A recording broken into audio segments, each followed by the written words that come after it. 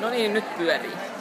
Eli hommahan menee niin, että tosiaan leijariin pystytään tekemään omia leijareita.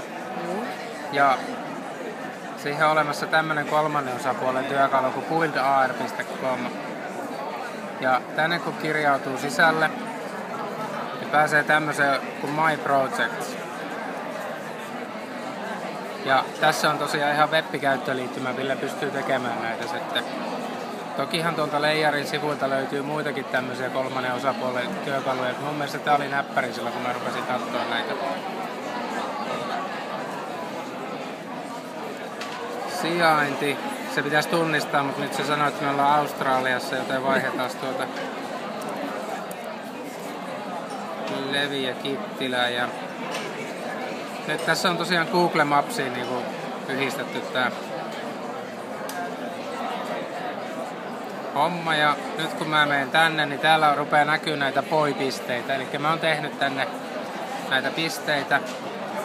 Ja jos me nyt haluttais uusi tämmönen piste, niin tää menee niinkin helposti kuin, että tosta noin kaksoisklikkaus ja sen jälkeen tähän, että mitä. Mä laitan vaikka, että Tunturijärvi. Tohon noin voitais raahata sitten kuva ja se näkyy siinä leijariselaimessa. Mutta nyt ei lähdetä raahaamaan, vaan tallennetaan.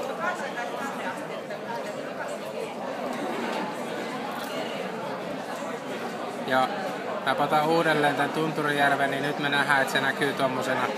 Siinä nyt on sattu olen toi mun logo, ja otetaan sitten editti ja vaihdetaan täältä full edit päälle. Ja me pystytään tekemään tähän mitä tahansa sääntöjä sillä tavalla, että jos mä haen tuolta kuvan ja valitsen tänne projektion, me voidaan tehdä tänne, mäpäs otan jonkun kuvan, add from library, otetaan vaikka tuo nappi ja raahataan se tonne. Ja sen jälkeen actioni. Elikkä käyttäjä näkee, kun se tulee, niin se näkee ton napin. Ja me voidaan tehdä vaikka sille napille, kun käyttäjä painaa sitä tuossa kännykässä, niin tietty action, eli jotain mitä tapahtuu. Ja action typeja täällä on, että voidaan avata verkkosivu, voidaan toistaa joku video, voidaan audiota soittaa, voidaan soittaa kännykällä johonkin, lähettää tekstari, lähettää sähköposti. Eli mietipä mitä mahdollisuuksia tässä on oikeasti tuolla, kun lähdetään liikenteeseen, että opiskelija menee paikkaan X ja sieltä aukeaa joku oppimisvideo, sen jälkeen vaikka ohjataan nettisivuille, täytäpä tää lomake ja tutki sitä sun ympäristöä.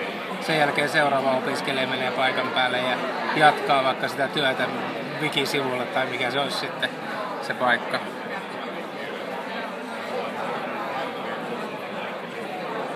Ja tässä on tosiaan toi autotriggeri, että voidaan laittaa sijainnin mukaan, että kun on vaikka 10 metrin päässä, niin silloin tapahtuu automaattisesti. Tai sitten, että käyttäjä pitää painaa tosta.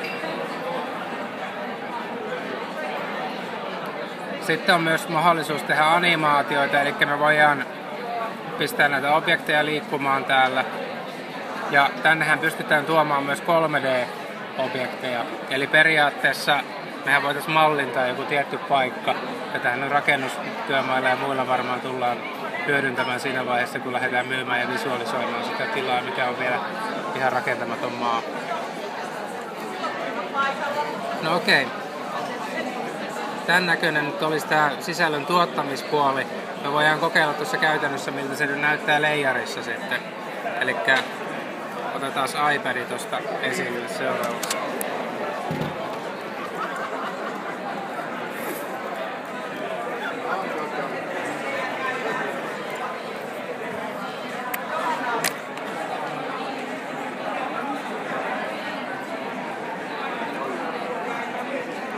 Eli otetaan layer.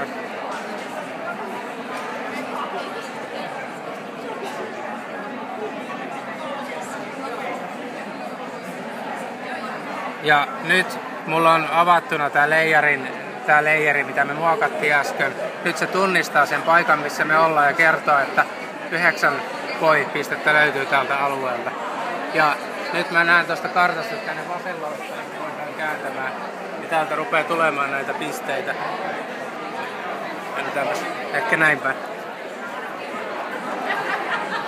Ja siellähän on nyt sitten se meidän punainen piste, mikä pistettiin just äsken. Ja siinä kun olisi nyt se nappi, niin tähän voisi aueta vaikka, että Tunturijärvi mene tonne noin ja tee jotakin siellä.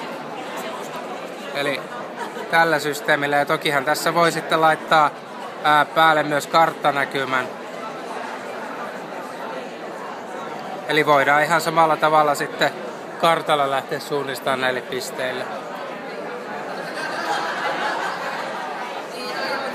Sen lisäksi tässä on kuvatunnistusominaisuus, eli tosta close.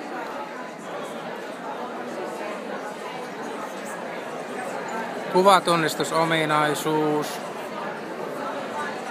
Eli täällä on kuvat ja tosta noin. Me voidaan tehdä myös tämmönen, että etsi näitä objekteja ympäristöstäsi.